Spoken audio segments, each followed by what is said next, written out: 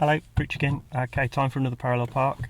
This time we're going to be using a red KA, a couple of pedestrians, plus their dogs to wait for, so we'll just wait for them to walk past and then yeah, we'll have a go at this parallel park. So if you want to watch this in 360, click the eye in the sky, a little link up the top there. So, initially we want to have a little check around, make sure it's all clear. We'll wait for this chap to get out of the way, and it's looking good after he's gone. So we'll just have a good check around everywhere. Yep, looks like they're going to the park.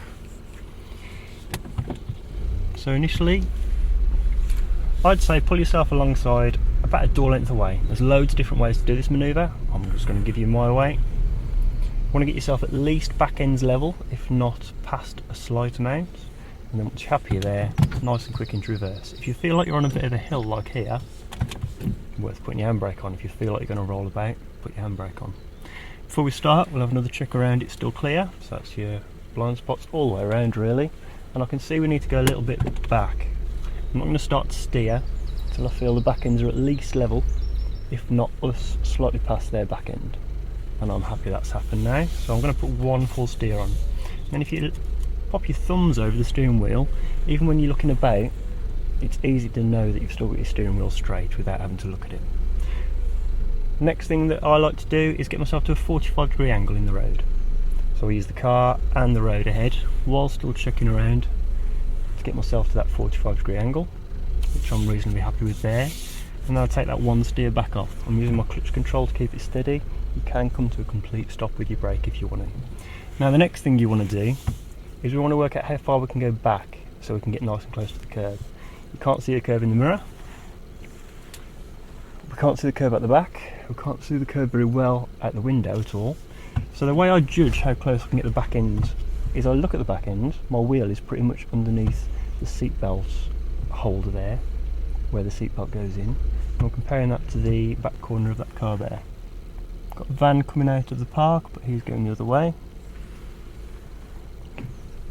And it's always worth overdoing it slightly, so get yourself as close as you think you possibly can. That's starting to feel quite close now. I'm going to put my full lock on.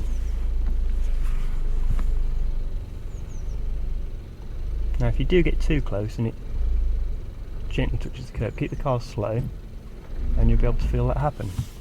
When that does happen,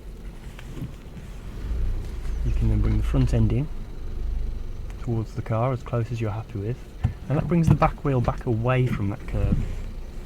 Another check around before you start to move, and then you can do the steering to bring that wheel away from the curb again. It's dipping down there a little bit because I think we've got a drain. And now we can see that the curb is nice and parallel with the side of the car, feel nice and level with the car in front. Just going to go back a little bit more. There's that drain again, and I'll skew myself up. The examiners probably would tell you that you can ignore any driveways, that's why I'm not too worried about that driveway. Just go and have a go with the next car along.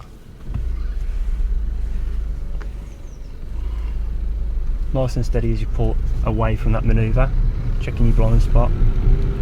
Careful with your clutch control because you don't want to pull off too quickly. So the next car we've got here looks like it's a little bit more on a flat road. This time we're not really going to do it quite the same as the one on the test because they'd ask you to pull over first. We're just going to pull alongside and have a go straight away. We haven't got much road behind the parked car because it turns into a little entrance that's closed off. The road to the right's car park that's closed. So again, you want to get yourself level, past a little bit, and then nice and quickly into reverse. I'll put your reverse lights on, and that'll let anybody behind you know that you're about to go backwards. Good check all around, and we're going to get our back end at least level, in this case with his front end. At least, if not our back end slightly past. So that's about there. That's my cue to put one steer on to start myself coming around. There's nothing wrong with putting it onto full lock, but I find it just comes around a little bit too quickly. Keep going around as you go, nice and steady with that clutch control. And in the road and comparing myself to the car, I'd say I'm about 45-degree angle now. And then we're judging how far back we can push our back end and comparing it with his front corner. So the corner of his car and the back corner of my car.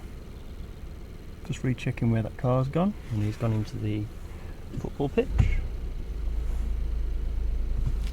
And I'm feeling reasonably close now, so I'm going to put full lock on with my steering, and we'll see how that comes around. Keeping it really slow as you start to feel close.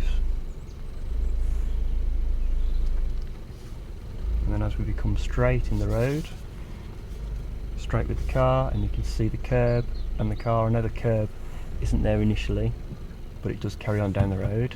I'm just going to secure myself up, and I'm going to move the mirror down for you to show you where we are. Not too bad.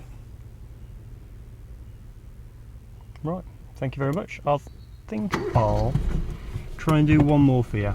Might just fast forward the video so you don't have to watch me driving about.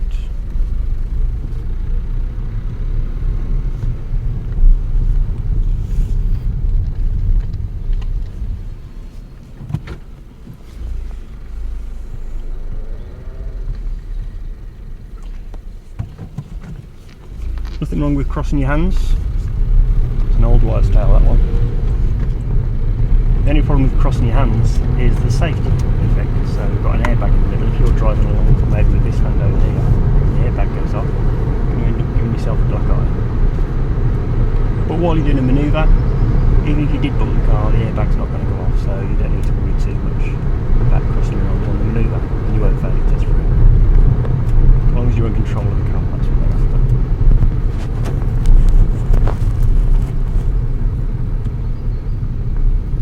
So we're going to try and do one more parallel park, and this time we'll have a bit more of a potential for traffic, so I'm going to use the burgundy car there after this first initial 4 cars.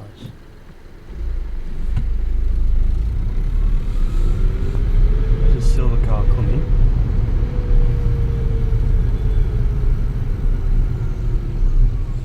So I've got myself alongside again, back end's at least level, nice and quick into reverse, little scan around for any traffic.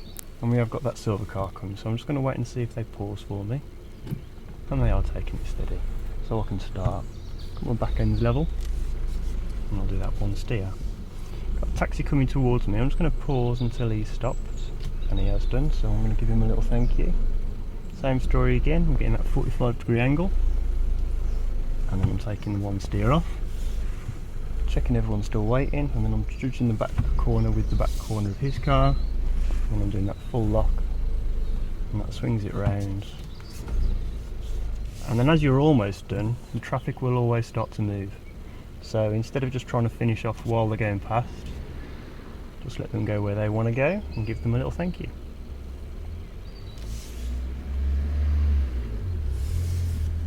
So we can see we're not quite straight yet. So now we can carry on, all the traffic's gone. Feel free to use your handbrake, but if you're on the flat you can probably do it just with your clutch control. Just going to bring the front end in slightly, and that's bringing the back straight with the kerb. So there's the kerb, side of the kerb and the side of the car looking parallel. Just pausing again for this car, but to be honest, I think we're done.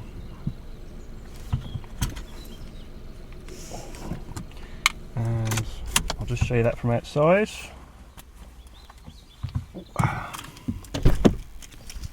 Always check that blind spot before you get out the car.